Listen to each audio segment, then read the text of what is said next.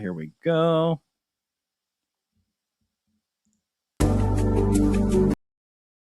Welcome back to the Pleb Underground. So, last week, I was fortunate enough to be invited onto the Canadian Bitcoiners podcast with Joey Tweets. And we had such an awesome rip. And I feel like there was just so much more to it. So I had to have him. I had to invite him on the show. And that's right, guys. I've got Joey Tweets here from the Canadian Bitcoiners podcast joining me. And before he pops onto the stage, though, we got to give some love to the Pleb Underground sponsors. So see you in about 40 seconds, guys. Head on over to Archimedes Emporium. They make absolutely beautiful Bitcoin branded products. They just dropped their first one. It is the solid aluminum Bitcoin clock. I had to get my hands on it so that I could show it to you guys. Take a look. Really, really nice piece. Beautiful craftsmanship. Head on over to archemp.co. The link is going to be in the show notes. That is Archimedes Emporium. Head on over there. I don't have an actual ad read for this or anything. It just says T. Selly says, "Fuck you, Greg." Wait a minute. How, you didn't charge for that? That seems like it might be worth a couple bucks. It's, hey, look, you know what? It's okay. So T. Selly, right? You know Don. Yeah. So Don was sponsoring the show under the No Hue brand. But as you may know, there's some developments with that, and there's some merging going on, and so it's become "Fuck you, Greg." That's become the ad. That's become the ad. Anyways, guys, welcome back. Joey, thank you so much for joining me on Pleb Underground. That's right. I felt like we had such a great chat, like I said in the intro, that I had to have you back on. Now, look, before we dive into all the contentious stuff that we're gonna talk about, we did have some comments. We already have some comments from people. This Nico Clickbait Jones that I already don't like this guy, by the way. He's got to go. He was on your. I know. He's on your stream too, so I don't know what's going on here, but he has a few questions. We're going to address those questions, but before we get into all the fun stuff, Joey, I want you to tell me, like, how did you end up here? Give me a little bit of the rabbit hole story and why you're making Bitcoin content. Let's do it. I'm happy to. Phil, it's great to be with you, man. We joked after the show that we're both kind of in this thing at the same, with the same goals in mind, I think. And a lot of people don't have those goals. We'll talk about that, like you mentioned, but it's great to be here. Rabbit hole. Listen, I'm like a lot of guys my age. I'm 37 this year. I'll be 38 this year in September. And when I think about my rabbit hole story, I always say the same two things. I wanted more money. Where did I go? I just left the screen. Hold on. Yeah, I don't know what I did. Hold on a second. Here we go. Oh God. Oh God. I'm not good at this one, Is Nico producing the show here? Nico Clickbait Jones? I don't know. But anyway, so, I was like a lot of guys. This was 2017. So almost 10 years ago now. The time has really flown by. And I was like a lot of guys my age looking to make a little money in the stock market. And everyone was talking at that time about weed stocks. And there was the beginnings of like mushroom stocks and MDMA stocks and all these things. And my buddies and I were just wheeling and dealing on our stock exchange apps at work all the time. Then we started talking a little bit about Bitcoin. This was before 2017, probably. A friend of mine who I won't name and I, who worked together, and we're still pretty tight, actually. We were doing a lot of research into Bitcoin, but we didn't really know much about it, except this thing just adds another $1,000 to its total value every time we talk about it, every 6 months or 8 months. And we didn't know how to buy it. Eventually we found out that you could use the Coinbase app in Canada to buy some.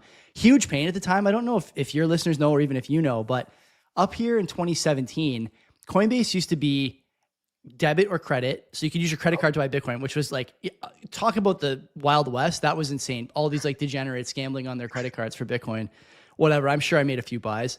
But you couldn't make more than like $50 worth of purchases in 1 week. And you had to like build up your trust with Coinbase over time. And so we wanted to accumulate a position, obviously.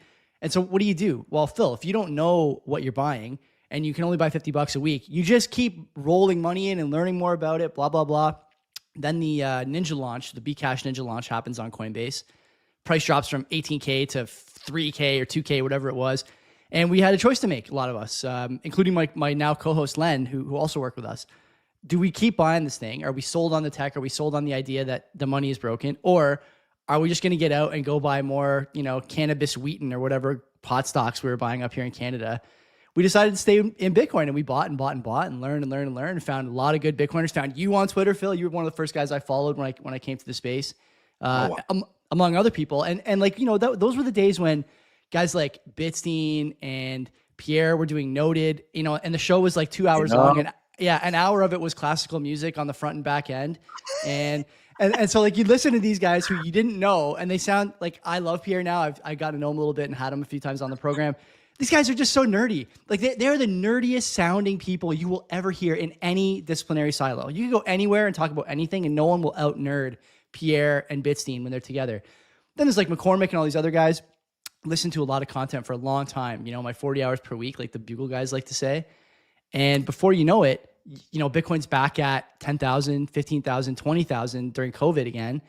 And, you know, I had been talking to a few friends of mine saying, look, we should start making a podcast about this because it's going to get popular again. And we know more about it than almost anyone. And we can be the voices that people listen to and come to when they want to find out about this thing. So finally, I had a bite from Len, like I said, and we did the first episode in my kitchen in 2021. It was 3.5 hours long. It was met with mixed reviews by the R Bitcoin and R Bitcoin CA subreddits. Great content, but if I have to leave to go pee in the middle, it's probably too long. So, you know, 3-4 years later, here we are. We're still doing it. We're having a good time doing it. We met some great sponsors, met some great people, and I could not be happier about the direction the content has gone. Now, why do I keep creating the content now? I keep creating it now because I think that the, you know, Simply Slop on the fucking homepage on Twitter and on YouTube is garbage. I'll answer Nico's question right now. He's asking if I think SB, Simply Bitcoin, is a net positive or negative for Bitcoin. No, it's a net negative. And I'll tell you what else, okay? There's clearly here like some underlying branding operation. I suspect it's this Luke guy. You know, he's giving the same titles to 7 or 8 different channels with the same idea. Can you retire on 0.1 Bitcoin in this many years? Okay, number one, no, you can't retire on 0.1 Bitcoin in this many years. It's not enough. You have to stack harder than that. Nothing is coming easy to you, even if you're in Bitcoin. And number two, the idea that this is like now the top of the funnel, like I said, people are going to come to Bitcoin and they're going to be in it for number go up, and they're never going to find Noted. They're never going to find Pleb Underground. They're never going to find Canadian Bitcoiners. They're never going to find, you know, even McCormick's old shows where he's talking to guys about the economics of Bitcoin, the economics of money printing, the economics of the Cantillon effect and these things that are important to like keeping you on track and keeping you narrowly focused on where the issues are. Instead, you get, you know, I got to pump this guy. Like Samson's a guy who's on a bunch of shows. I think that guy's a fucking con man too. You know, he goes on all these shows and sells his products and talks about his company. And like, I just don't think we need it. I think what we need now is something different, something that's a little more in depth. I should mention before I throw it back to you, I don't necessarily blame Simply and these other channels. They're doing what they're incentivized to do. But the idea that it's adding value for the space is not aligned with whether or not it adds value for them personally. And I think those two things, they have to reconcile that. If they ever do decide to talk about it, I suspect they won't. I don't see why they would ever discuss it, you know, in a public forum. But this is clear at this point, right? So it's, you know, like my co-host says, it's like an infomercial over there at Simply, and there's other channels too. It's always on, and they're never saying anything. And it's just the same slop garbage. You can actually go back in the Simply feed and see the same video they put out yesterday or 2 days ago, twice, 2 other times. Same title, same everything, and the same content. Can you retire on 0.1 Bitcoin? It's stuff like that that gets people too hyped up. It doesn't add to the price floor. It doesn't add to the understanding. And ultimately, it's a net negative for the ecosystem. So this is the reason I make content. I think you're probably in the same boat. And I don't plan on stopping. And I don't plan on stopping calling it out either, because it needs to be talked about more.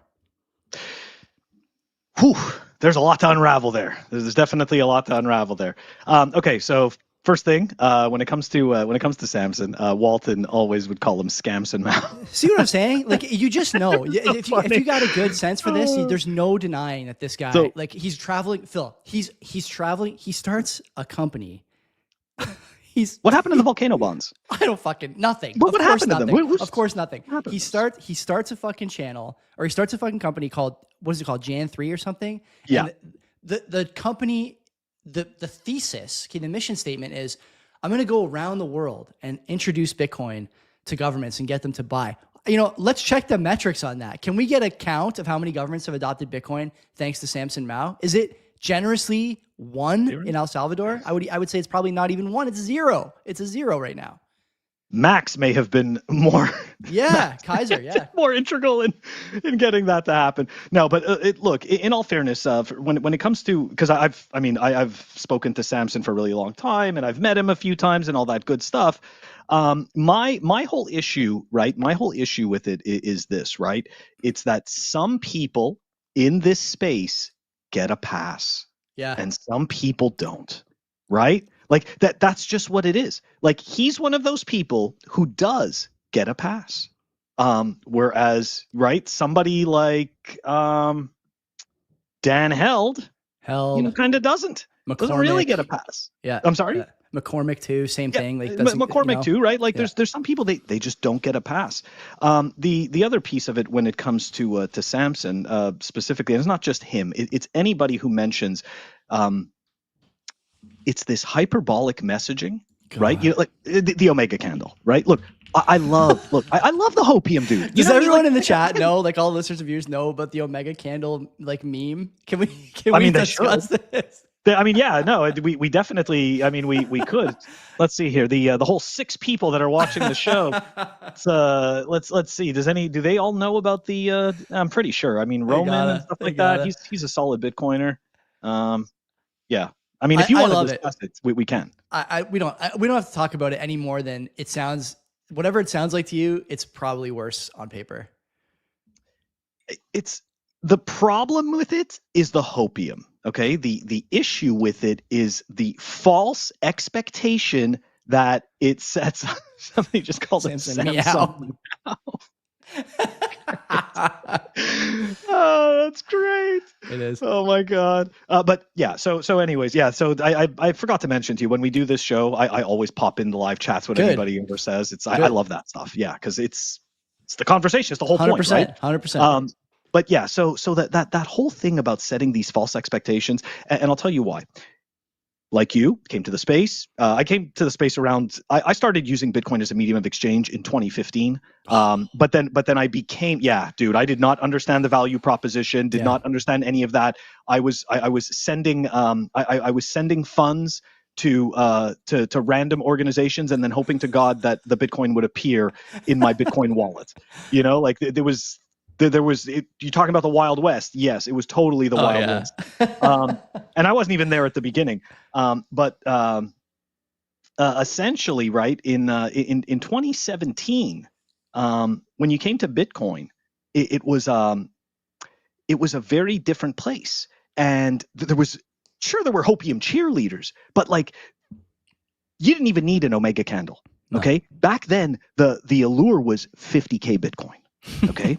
If you just wait, this cycle we're going to $50,000, and believe me, when we got to the 19K region, right, the Samsons, the Odells, right, Marty, all these guys, Dan Helds, everybody was like, "That's it, 50K, it's happening. We hit 20, blah blah, all this stuff," and it was so loud, right? It was so loud that you couldn't ignore it. And in all fairness, I did not know enough about Bitcoin.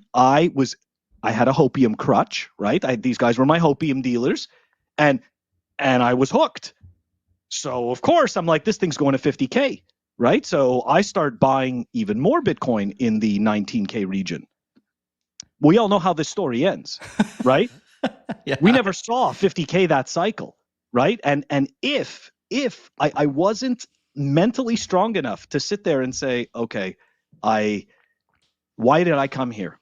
I would have wrecked myself. I would have sold out of everything. I would have just left because my hopium dealers were wrong. So yes, I do think that these people, unfortunately, provide a disservice. Now, on the topic of and then I'll pass it to you, on the topic of the net positive stuff. Yes. I fucking hate net positive. Okay. Net positive, I'll explain why. Because net positive always allows for bullshit. Net positive always gives you a little space to scam. Net positive always makes it so, hey, look, I can do bad shit. I can do terrible things. Look at this good stuff I've done. I hate that.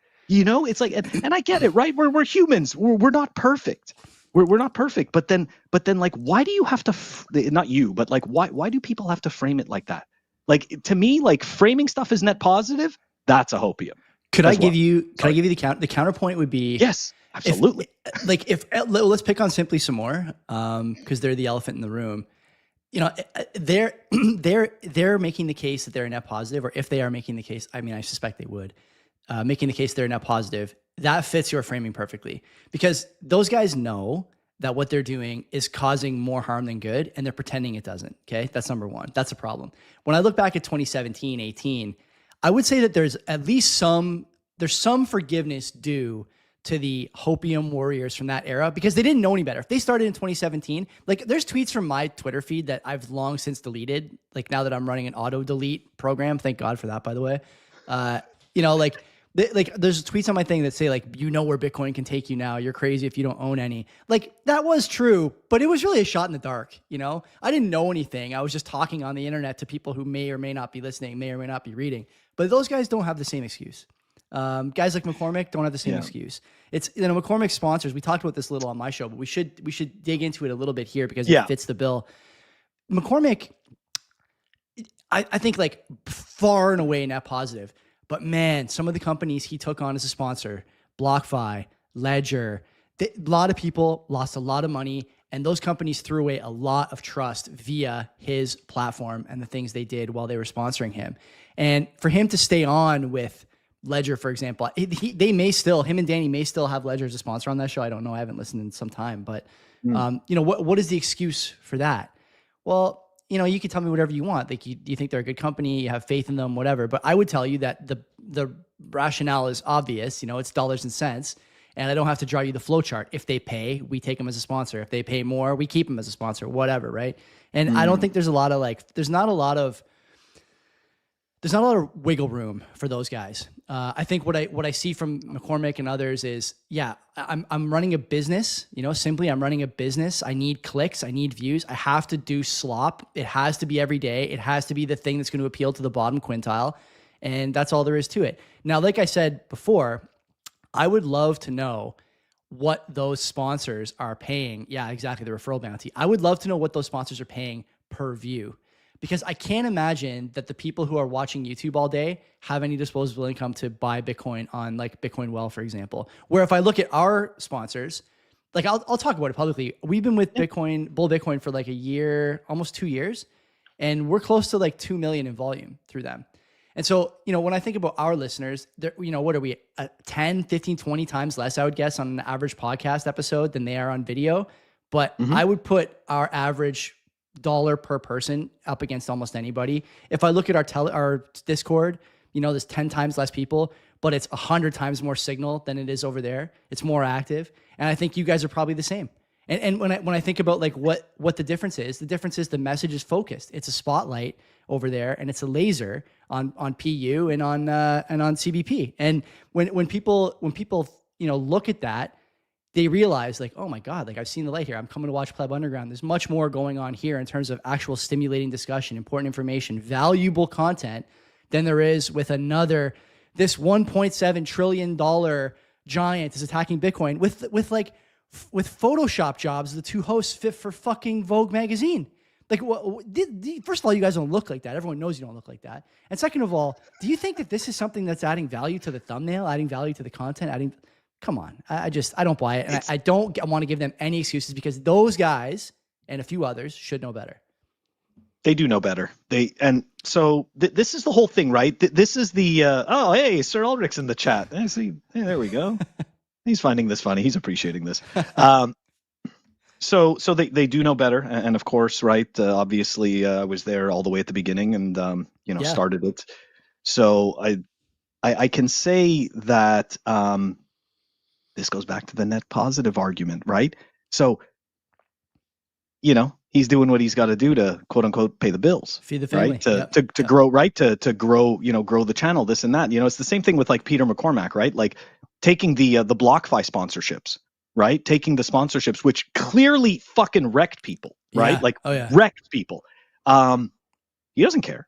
He doesn't even. I still remember when that happened. He took zero responsibility for it. And in all fairness, right? In all fairness, That right there is where you can spot narcissism.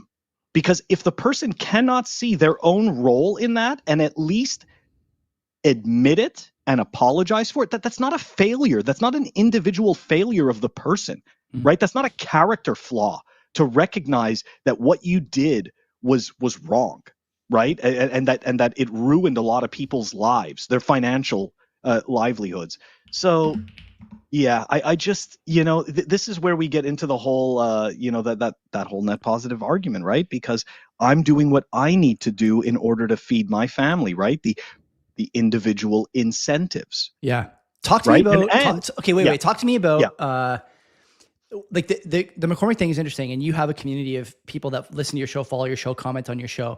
McCormick, if I think about what was going on in his realm around that time, where where BlockFi was clearly on shaky stilts, it was a three-legged chair in a lot of ways. People were commenting that on Twitter. There was a lot of data around this is not sustainable what these guys are doing. There's questions around and so like what responsibility do you have as a content creator, you think, to take the criticism of your community when you're determining who a sponsor is, whether it's stuff like we don't think the model works or it's stuff like we think the product is a net negative? Like, where do you come down on that? Well, okay, so hold on a second. Am I answering why Peter kept on doing it? I'm answering what you would do. Would you listen to your community if you thought there was no problem and say, yeah, like there might be something here, or would you take this narcissistic route and say, nah, I know better than these guys, or the company knows better than these guys, I'm keeping them on? Yeah, no. I mean, my actions speak louder, I think, than my words. And I already went through a similar situation like that, right? Where when I was at Simply Bitcoin, and I just couldn't. I couldn't reconcile. I couldn't reconcile continuing. Like once I learned, right? So we had viewers. Okay, so here we go. We're gonna back up. It's a very long-winded way of answering your question, but essentially, I got lots of water, Phil. I'll just keep drinking. Go ahead. Okay, cool. I got coffee and water, so I'm ready too. But essentially, what happened was that we took Swan on as a sponsor, and I was not part of that discussion, even though I was a 50-50 partner of the show. I was not part of that discussion. But anyways, what ended up happening was that as we were doing these ads, right, fellow Bitcoiners, plebs, right, because that show was predominantly being watched by plebs like us at that time, they started messaging me in DMs and saying, hey, listen, Phil, Swan, like their custodian is Prime Trust. And I'm like, what? I'm like, no way. I'm like, they're just it's just a, it's just a veil for some shitcoin back end. And then of course, right, the excuse becomes, well, where do you think everybody buys their Bitcoin? Yeah. There's always shitcoins involved. Maybe, but like as a company that is talking about, as a company that's talking about being Bitcoiners and sticking to the ethics and the morals, to move fast and go and get a crappy third-party custodian, which now in hindsight we can see, was that 3 failures already? Or 2 failures? Didn't even bother to change the name far enough that you couldn't identify them after each failure. So, you know what I mean? From Prime to Fortress to fucking Dinky Donuts is offering you crypto. Like, I just, and it's like, and there's no admittance, right? All it is, well, we've adhered to industry standards. Really? I mean, like that's your cop out. So anyways, so my whole point is that we were getting this from audience members. And I remember, like going and, obviously speaking with Nico and being like, hey, these guys are telling us this stuff. And I went and did some digging, and it turns out like, this is all true, and obviously I fucking, I just didn't feel good about it. It's the right way to be. The funny thing about the industry standard bit, I love this industry standard. I have thought about this a little bit, and I am sure they've mentioned this on our show over the years. The same companies, okay, Swan, Coinbase, even some of the Canadian guys, ShakePay, whatever, like they will tell you that they're following industry standards. Sorry, when you say industry, are you talking about the same industry you say is like, the one that you're trying to upend, the one that you're at, the fucking trebuchet at the gate? Like, is this the same industry you're talking about? These are the standards you're following? The financial standards that are set by the people you're trying to put out of a job? The ones that are demanding that Bitcoin become a store of value, medium of exchange asset because their standards don't work? Are those the standards you're talking about? Set your own standards. My co-host says this all the time about the guys who are doing Bitcoin treasury. None of them do their own key storage. They're all with Coinbase Prime or some other custodian. And so like even Sailor, right? Like, Pleb is on this all the time. Like Sailor owns no Bitcoin. If you own MSTR, you own no Bitcoin. You have no right to any Bitcoin. MSTR is not holding keys. You are not holding keys. Blah, blah, blah, blah, blah. It's not that hard to figure this out. And, the guys who claim that they're breaking rules and disrupting finance, like all of a sudden when it's easy, what do? Oh, we're doing what the industry says. Okay. Save me the fucking sob story, man. When things don't go your way or when people don't like you, then I'm not going to hear it. It's a cop-out. It's a total cop-out, right? It's really, again, this goes back to the whole, the whole theory of having a crutch. Well, it's not our fault, right? We did what we were supposed to. It's this other thing that we're depending on. It's just the blame game, and it's just sad, right? Like and this is kind of where I started to really notice the cracks, right? Like the real cracks. And I'm looking around at all these companies, and I'm sitting there, and I'm like, what is going on here? Right? Like there's so few companies that are actually like, not just like, hey, these are the ethics, these are the ethos that we abide by. There's so few of them. And of course, like I'm going to tout your sponsor, right? Bull Bitcoin. And it's not just because I like Francis or anything like that. It's because I actually use the freaking product. Yeah. And it's, it was an awesome product. It helped me out a lot when I was transitioning over from Canada to the US. And Bull Bitcoin saved my ass. Well, it's a team of like Bull is one company. Like our other sponsor, EasyDNS, is great too. Like Mark, the guy who owns it. And I'm not saying this because we have to. They're sponsors. Like no one gives a shit what we say about the sponsors. The sponsors don't care. What the sponsors care about is, are we committed to delivering a message that makes sense for Bitcoin and for them? And if they are, and if we are, then it's a partnership. And like, we don't take sponsors that are shitty people, shitty companies, shitty anything. Meanwhile, you look across the space and, we said this on my show a couple weeks ago, the beginning of the slop in Bitcoin media was Swan. That was the moment. I've had so many people message me about that, Phil, that no one has thought about that really, that was where all this shit started. It was Corey taking hype videos of him hiking up 3-pointers at their fucking Pacific Bitcoin basketball court while his custodian was failing, while his company was losing money on mining, while he was lying about all the funding they were doing in the quote unquote Bitcoin VC space. Okay. That shot doesn't even look good, by the way. Like this guy's never held a basketball before. It's his first time when he's doing that video, it looks like. Yeah. Yeah, unfortunately.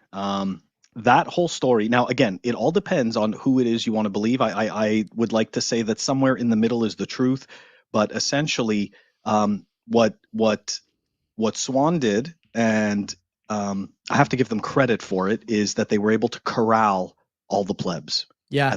A good majority of the plebs, right? Yeah. Like they, people may not think about what was happening in 2019 or in 2020, but for those of us that were there, they were doing a great job of corralling the plebs and getting them on their side. And on top of that, in terms of at least Corey, he is amazing at dismantling shitcoin use cases, right? So, all his past is forgiven, right? His EOS past and his, Brock Pierce ties and all that stuff is he forgiven. Related to Brock Pierce, by the way. They have a very similar haircut. I don't know if anyone else has noticed that, but there's something going on there. Same barber or like distant relative. I'm not convinced that that's not the case.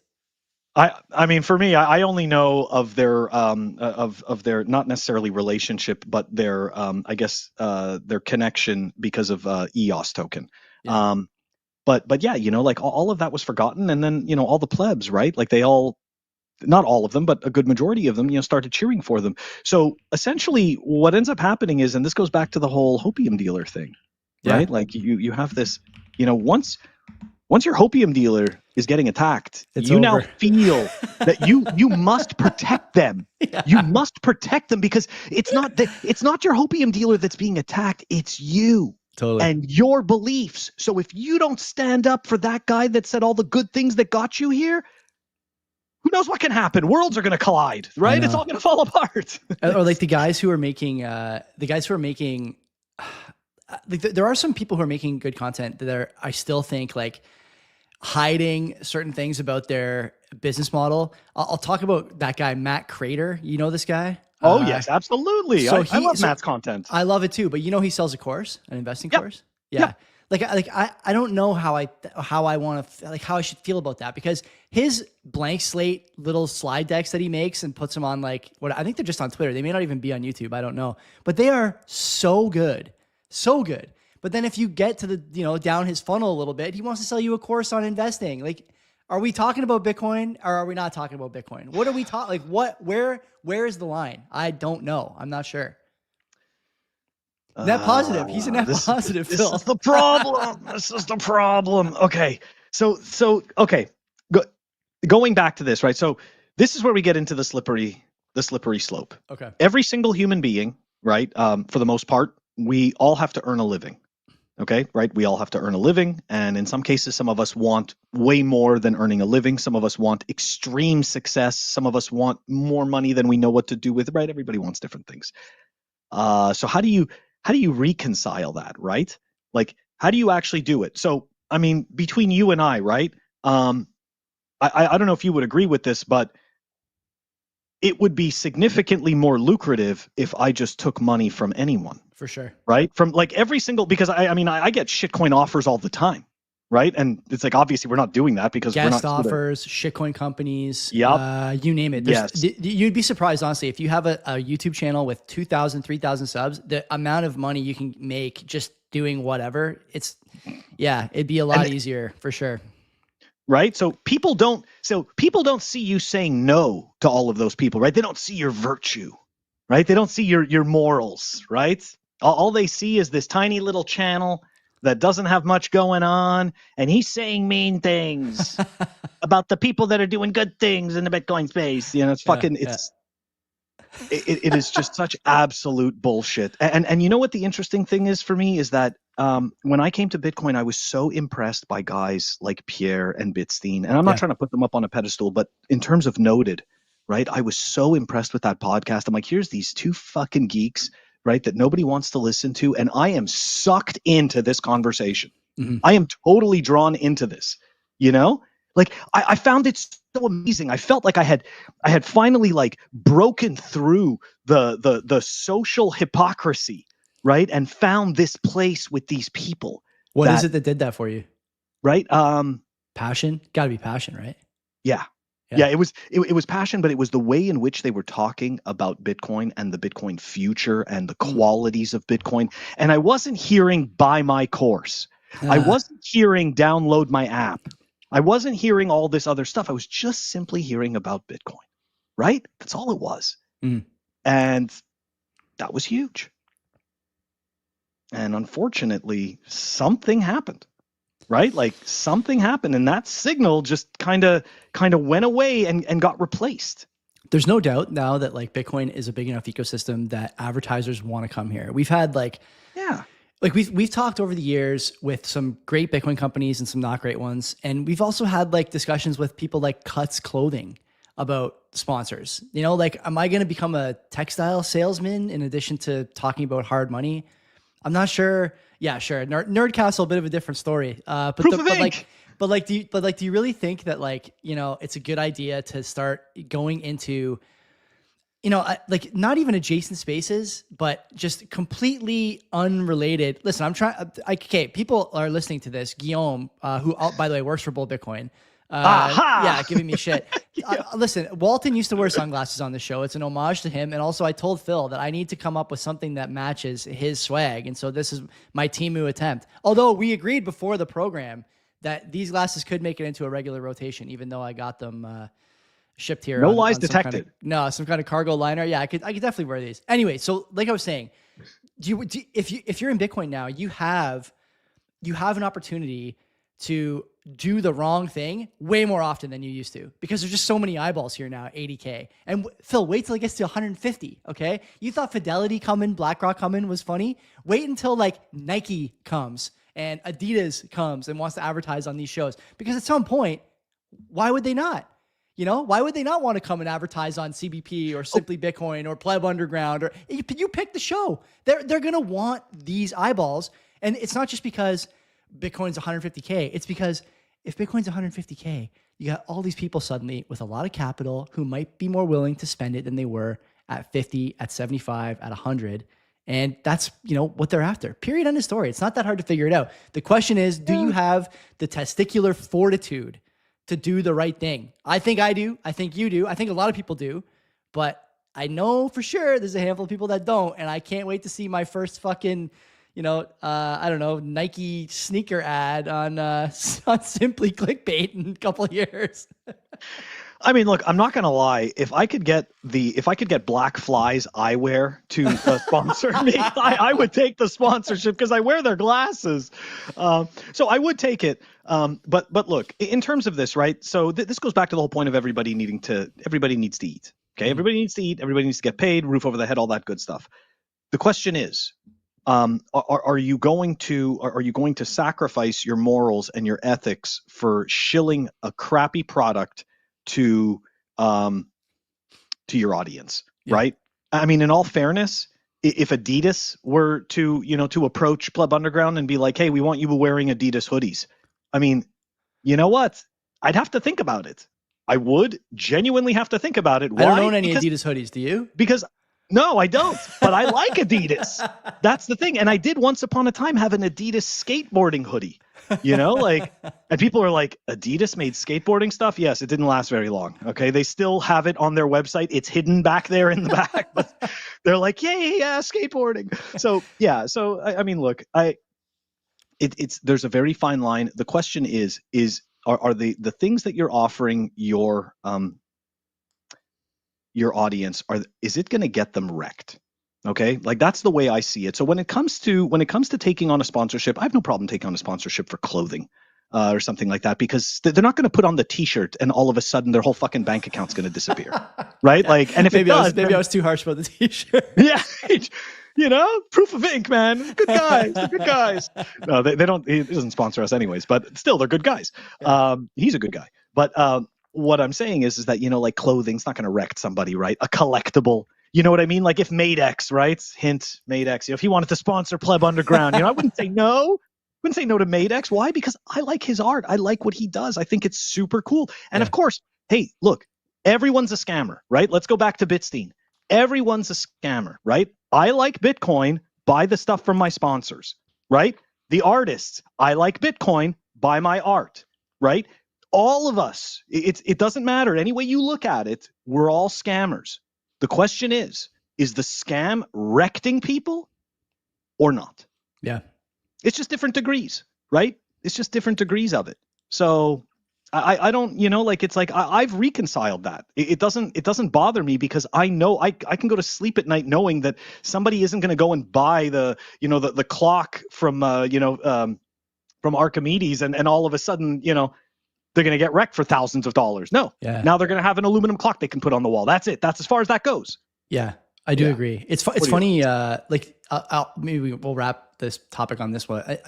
When people in the Bitcoin space give a lot of shit to Bankless, if I look at the Bankless, I mean I listen to Bankless almost every week, their Friday wrap up, because I need to hear what's going on in this like completely detached from reality world these guys are living in. When I listen to that show, the similarities to like a couple of these like Bitcoin news channels on YouTube, like the slop channels, it's almost uncanny, honestly. Like the advertisements are just garbage. They're not really saying much. They're just kind of putting up pictures of websites and there's no like insightful content. There's no insightful discussion. When they bring on a guest, it's almost always someone trying to shill something. And, I just like, man, like the similarities between these two operations is striking. And I wonder why people in Bitcoin don't seem to understand that. Everyone loves to make fun of the two Bankless guys, but at least the Bankless guys are honest. Like they're selling you like whatever DeFi nonsense they are trying to sell you that week because they think it's going to work. Like these guys are on the record talking about flipping Bitcoin, lapping Bitcoin, whatever. Like they actually believe in the health serum they're selling you. But I'm not convinced that's the case for some of these big Bitcoin channels. I think that makes it all the worse. Yeah. Yeah, I think I definitely think you make a good point. So a little piece of history on Bankless before we switch topics here and start making fun of other stuff that's going to piss people off. Does anybody know, not Ryan Sad, not the Saddams guy. The other one. Who's what's I've never his name? heard anyone call him Saddam. Yeah, because it's Ryan S. Adams. So all I ever see is Ryan Saddams. It kind of fits, right? Because ETH. That's great. But his host, what's his host? Hoffman. Okay. Yeah. So fun fact, Hoffman and CK used to have a show called POV Crypto. CK. Bitcoin Wow. Magazine, CK. Christian. That's right. Yeah, okay. CK, that's at Human Rights Foundation now. Yeah, that's right. So we're going way back in the day here, and I used to listen to this show, and it was super interesting, right? Because Hoffman's a shitcoiner, and CK's a Bitcoiner. And so I used to love listening to their show, POV Crypto, because it was arguing all the time. Okay, like of course, right? Because CK's like Bitcoin, and Hoffman's like explaining all the virtues of the what is it, the world's computer and the utility use cases. So obviously, it's very interesting to see the arc of those characters. What ended up happening, right? Like Hoffman ended up staying over there, getting paid all kinds of money. I don't know if you know this, but these guys were making like $250,000 shilling you absolute vapor trash. I know. I remember the story a couple of years ago when we started speculating on their advertising revenue. It was insane. Yeah. Imagine somebody paying you $250,000 to talk honestly about Bitcoin. No one's going to do it. Yeah, you don't have to. There's no need. Yeah. It's so brutal. So of course. Anyways, so it's just so interesting to see the arcs of those characters. What is the name of that show you said, Phil? Crypto what? POV Crypto. Like October Victor. Yeah. Yep. I got to go back and look at that. Okay. Yeah, that's some history, dude. Wow. Yeah, that is some history. It's a good one. All right, let's we're gonna switch topics. Here we go.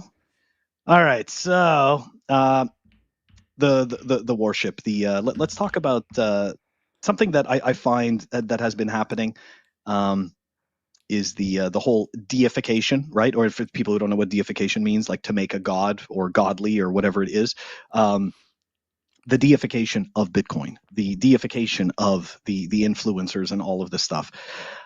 So I saw this pop up on my feed. And it's from an account that follows me, and I totally appreciate it. I'm not trying to be a dick, but it's going to happen anyways. The account is called @worshipbitcoin, right? And they did the little action figure. So anybody who saw me on the Meme Factory stream last night knows that I'm not even though I am a toy collector and I like stuff like this, I don't believe in action figures of Bitcoiners. People you don't know, people who no one knows. It's just weird. It's just weird, right? Anyways. So what are I want to get your take on this new trend that we're seeing with the action figures, and I also want your thoughts on the whole deification of Bitcoin. Oh my God, Phil! On the holiest of Fridays, we're going to talk about false idols. Oh my God! Yes, we're going to dispel the false idols on the holiest of days. Okay, we're going to remind everyone why they shouldn't be doing this. This is the dumbest shit in the world. It is so stupid. Also, how are people making these things? I've seen a million different fucking action figures on my feed over the last few days. ChatGPT. Oh, is that how? Okay, I thought it was Grok. I found out yesterday it's ChatGPT. Yeah. Okay. Yeah, I don't have a ChatGPT login or whatever. Look, the worship Bitcoin thing, this is another interesting niche that's kind of popped up here in the last year or so. The Christian Bitcoin like grift niche. It's very interesting to me that all these people who are like Christians, Bible worshiping, God-fearing men and women are trying to make out of Bitcoin a replacement for their almighty. Help me understand this. Where is the thought from these people about false idols? Do we not remember? Okay. I was raised Catholic. Moses coming down with the tablets. And what did he see? The golden cow, whatever. Okay. It's not quite the Satoshi Nakamoto action figure, but it's close enough.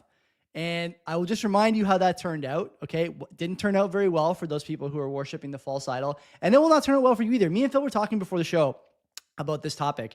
And so, we both agreed that there's too many people who try and make this into their religion and their tribe. And it's okay for this to be part of your tribe, part of what you take seriously, part of what you make yourself out to be. But it can't be the whole thing, man. Like you got family, you got friends, you got hobbies, you got all these different things that make you you and will help you find tribe, find community, and ultimately find meaning. But this ain't it. Like you're never gonna catch me making an attempt to deify Bitcoin. Hell, it would be easy to do at this point, right? We've been in it for 7 or 8 years. I only went to church as like a conscious adult for like 9 years. Like I'm close now, and you still like you're not going to see anyone doing that. I'm a little bit disappointed that the big time Christians in the space, and there's tons of them, everyone is like got the Bible and the cross in their fucking name now. Yeah. No one calling this stuff out. No one, whether it's Sailor, Satoshi, you name it. There's a handful of different names you might see at the top of that list. I'm like, why? Shouldn't you guys be the most upset about it? Like you're the ones who are like talking about scripture every day on Twitter and worshiping God is the most important thing. Okay, well, where are you? I don't see you. I see you in the likes and the comments, but I don't see you in the I don't see you casting the first stone. Like, what are we waiting for here? And interestingly enough, those of us who call it out, you get shat on for this. Like I was actually in a space yesterday and I said exactly what I'm saying here now, right? Like I think the deification of Bitcoin and the Bitcoin network is embarrassing, right? It's just lowbrow and it's embarrassing. And actually today I put out a tweet that said it's reminiscent to me of like we may as well be illiterate peasants in the Middle Ages. Okay. Because like here we are, oh, look, the shining God. Like this is, it's just absolutely cringe. And to your point, I am totally shocked, right? I'm totally shocked that nobody's calling it out. And the original point that I wanted to make was that if you do call it out, man, do you get pushback again? Oh, yeah. Somehow it's been like, how could I say this? It's been bestowed. Right? Like the Bitcoin network has been bestowed these virtues of God. It's like, what the fuck is going on? What is going on here? Like, stop. It's like embarrassing. Do you think, Phil, that like the people who make these action figures have given this any, like, I mean, me and you were talking about this because it's, something that we have thought about, but do you think people making these action figures have given this any thought at all? Like, does Worship Bitcoin ever look at his name and be like, yeah, maybe, I don't know, should I be doing this? Is this something that goes against like the ethos of my handle? Or do you think he's just like, cool, ChatGPT makes action figures, I'm going to make a couple and see if I can get some likes? That in all fairness, that is kind of, I think in between those two, there's some truth, right? Like the truth is kind of like a mix of the two. I think, like it's not necessarily one or the other. But yeah, I do kind of think it's a lot more about the clicks. I do want to point out here because Sir Ulrich made a good point. I'm not saying that just because he's part of Pleb Underground. He made a good point. All right, he goes, I think Bitcoin is an ethical money, correct? Yes. Right? That it is the most ethical money, and I understand the mental gymnastic to leap to God. I get it, right? I'm a human too, right? We're all humans, or at least we're all pretending to be. I get my ethics from the Bible. There are monetary parallels which are found in the Bible, but that's it. And I think he hits the nail on the head. Like this is exactly it. It's like, yes, this is a tool, and not only that, but seemingly it is the most ethical, the most ethical value transmission and retention tool there is in history. Okay, but to your point, and you nailed it. Goes back to the whole, when Moses came down from Mount Sinai with the tablets and found right? Like that is not this, okay? Like Bitcoin has those properties, but it is not God. Yeah. Okay. Yeah. It's not like that. They're how could I say this? Probably most people are not going to understand this. It doesn't matter. It's everything that exists is a derivative of God. The whole entire existence is derivative of God. So indeed, Bitcoin is of God. Okay, but so are a lot of other things. Everything here, everything. It's all of God. So, it's just like this kind of goes back to the whole thinking critically thing, right? Yeah. Like people it just feels so good to make that analogy, right? The God Bitcoin analogy. Man, that makes me feel so good. It's going to 1 million. I can feel it. Is it so funny? It's so funny that like, there's all these great thinkers in Bitcoin, and it's going to get better, by the way. Like the more the price goes up, the more we're going to get more people who are really smart and have not given this stuff a lot of thought. And it's going to be fresh eyes and all this. Still dealing with 2,000-year-old problems, false idols, still a problem. Worship of our colleagues still a problem. You name it, right? And it's just like, man, some things never change. Truly, some things never change. Because because it's human nature doesn't change, right? It's not history that repeats itself, right? It's human nature that repeats itself. Totally. Like that's why history doesn't repeat, but it rhymes, right? Because we are always the same people. It's like there you are, always the same old you. So yeah. It's kind of interesting. Okay, all right. I think we destroyed everybody's hopes and dreams for Bitcoin becoming God. Now let's destroy some more hopes and dreams. Here we go. And in typical Michael Saylor fashion, right? Yeah, that's right. So, and it's funny because, and I know Sir Ulrich's going to be like, we talked about this on the live show, like a couple of, but this is a whole different one that he did.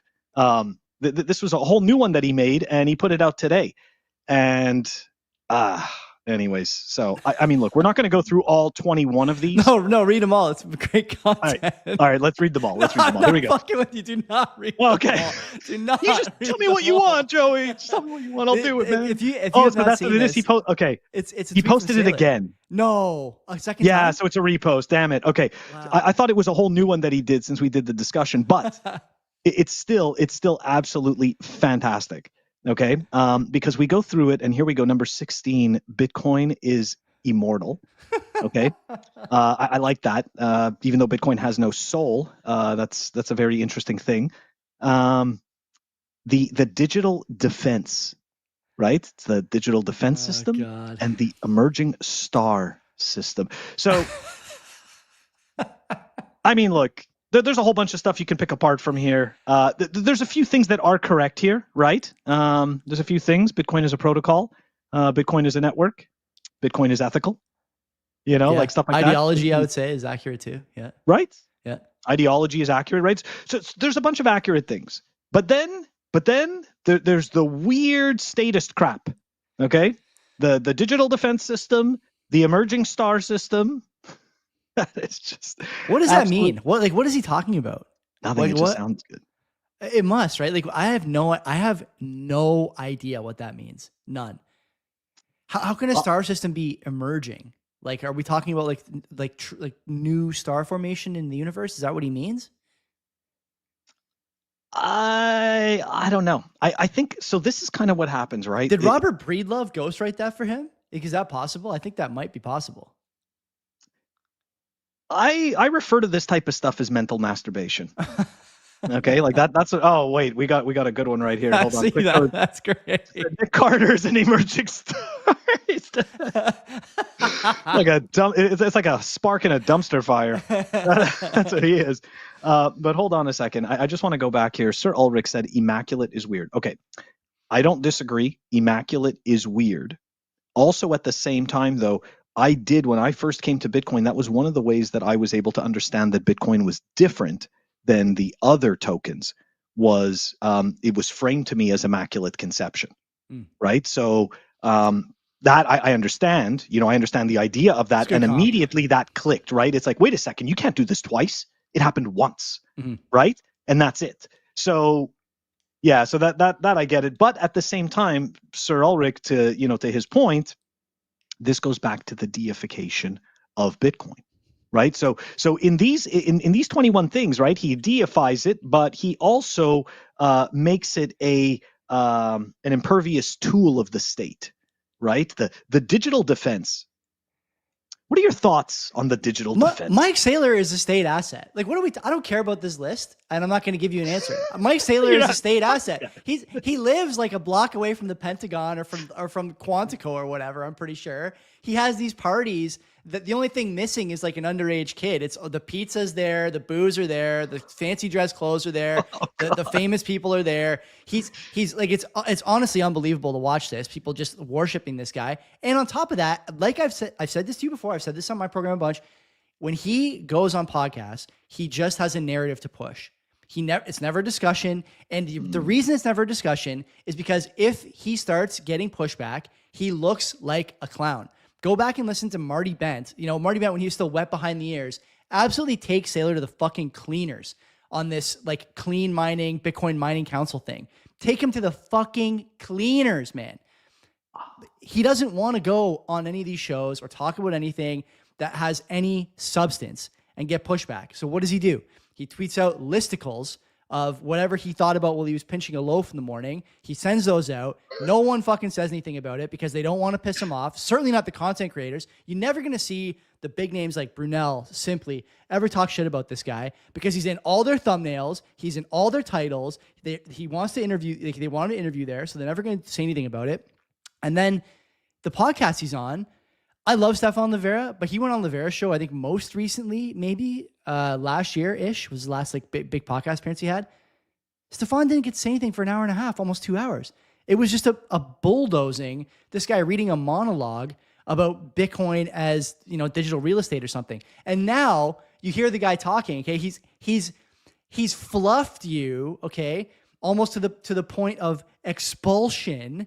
And what are you seeing from him now? Oh, it's a digital asset. Oh, we need crypto assets. Crypto is digital crypto. What are you talking about? A year ago, you were hosting parties about Bitcoin 100K, Bitcoin this, Bitcoin that. You were talking to people about the Trump max Bitcoin. Now you're talking about crypto. Who could have seen this coming? You mean to tell me that the guy who ran a software company scam in the early 2000s and was convicted of fraud, I think accounting fraud or something with MSTR in the early 2Ks, you're telling me this guy led you astray, maybe gave you a little play action fake and went deep over the top? What a surprise. Like, I will never understand the most critical, the space that has the most people with the most critical eye looking past this stuff because he said Bitcoin's going to 100K. Because he used it to resurrect his dying software. I will never understand this. I will never get it. And it seems to me like again, not to go back to the content boys, but like you gotta explain to me how you guys don't see past this. And the answer clearly is you don't care. You want the clicks and you'll let him say whatever the fuck he wants when he comes on your air. There's no doubt about this. And so the people who are liking the tweet, retweeting it, so in depth. It's got the depth of a fucking puddle, man. It's a fucking wading pool. Like what? There's no depth in there. What depth is there? There's no depth in that list of 21 things. Give me a break. I know it just sounds so vanilla, but I want to go back to something that you said because I think you hit it again, man.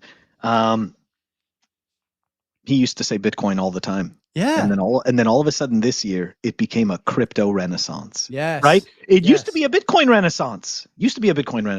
Now it's a crypto renaissance. So it's Are you surprised by that? I mean, you're not surprised. No. Who's surprised? Show me the person. I was waiting. Yeah. I was waiting. Out there, and so was my camera. My camera was waiting to turn off. They just got the call. They took Phil off the air here because he said the wrong thing about Saylor. But show me the person that was waiting and was surprised that Saylor went from Bitcoin only, Bitcoin renaissance to now it's a crypto asset. It's the best crypto asset. It's this, it's that, it's the other thing. To me, you look at guys like Saylor. He's in the same boat as guys like David Sachs, okay, and Jason Calacanis and these other guys. Except those other guys are independently wealthy. They're independently famous, right? Without Bitcoin. And so when I hear Calacanis and Sachs and Chamath and these all-in guys say, "Oh, Bitcoin's it's the next thing," I don't think they actually know about Bitcoin, but I understand that they see value in it because the number go up, whatever. When I think about Saylor, he did it the other way. He had no Bitcoin, understood the value, and tried to use it to save this other stuff he was doing. But he still somehow, even though that was the first step he took, still somehow doesn't get it, or just assumes that you don't get it and think that you're like he thinks you're not going to care, or you're too stupid to understand, or you won't call it out, or whatever. And so far, Phil, he's been right. He has been right. That's the whole problem with it, right? Like once upon a time, Bitcoiners were like, we used to say that it's the money of enemies, and it was true, right? Like there was a Telegram group. It still exists, but it's so dead right now. It's called the Taco Carnivore Bitcoin. I was in it for a while. Yeah, Taco Plebs. Yeah, so, that's Dieter's that's right. That motherfucker blocked me. I have no idea why. Probably because I talked about having a kid. He's offended by that. By the way, can I just say that the NIMS on Twitter, Dieter, talking to you specifically, you need to put some calluses on your fucking hands before you start tweeting out pictures of those things because you look like a little baby with your little freckled hands and your tiny little joint. It's ridiculous. Like, it's unbelievable. You're a nim, and still somehow I know you're 120 pounds soaking wet. It's not hard to tell, man. It's not hard to tell. We got to stop this. Oh God, I love Dieter. He's so funny. But yeah, and he triggers so many people. But the Taco Pleb group. I mean, man, when that thing first opened, right? Like when we first started. So that, if we back that up, it wasn't just Dieter's group. There was also Psychedelic Bart. There was a few people. Like, I'm not going to go through the whole history This of is the Taco so Plebs, what a throwback. but I remember all these. Yeah, okay. But like, it started off as a Twitter group, right? It was a place for all of us toxic Bitcoiners to like go and hang out and fucking, like not be a part of this like giant Twitter circle jerk that was forming. And what ended up happening was that the group immediately within the first day just completely overloaded, and there had to be a Telegram group created. And what started to happen was influencers and stuff like that wanted to come there and start arguing with us, right? Like they Phil's camera's 1,000 degrees. It's dying. Yeah, they wanted to, they wanted to argue with us and give us shit and try to figure out, what the beef was.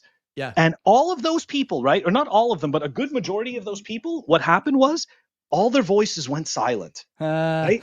like their voices went silent, and they stopped arguing, and they all started going into the same team. And then what happens is, you start getting paid by one of these companies. Hell yeah. Right? You start getting paid. Yeah. And now it's, well, what a surprise. I can't really say what I want. Many such cases. It's so bad. It's so bad.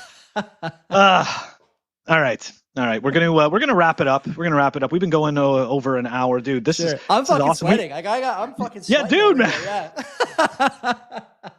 My back is totally sweating. Yeah. Well, you're living in a furnace over there. I'm pretty sure your camera's Today's like 90 degrees already, so it's already summer here, and it's already too hot. Okay, but before we go, Joey, I feel like we might have to do a part 3 of this. Maybe whenever you want, man. Show. I'm always down. I had a great time. Sweet. So let's shill your stuff, man. Do your net positive stuff for your show. Dude. So we my buddy Len and I Where can they find you? Yeah, the Canadian Bitcoiners podcast on YouTube, Twitter, wherever else you look. We have a live chat, much like this. It's very entertaining on Monday nights. There's a lot of regulars, and there's a Discord too that has become its own little petri dish. It's, largely unmonitored. And if you want to go there and have some fun and, call me out for, I don't know, a shitty squat set that I post or something, that's the place to do it.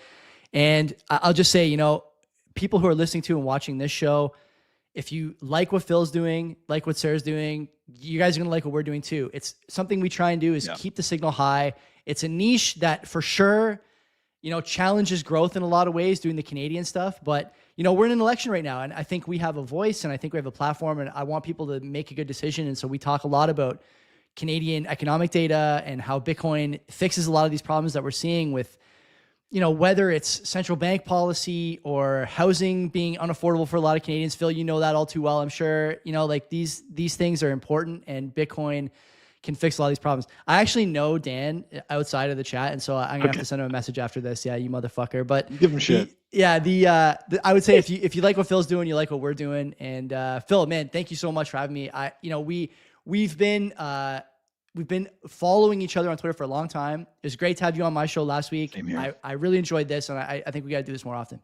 Absolutely, man. I love it. This is great. Thank you again so much for joining me on this show and having such a great rip, right? It's not often that we get to actually sit there and have like these nice, honest conversations. Totally. It's fantastic.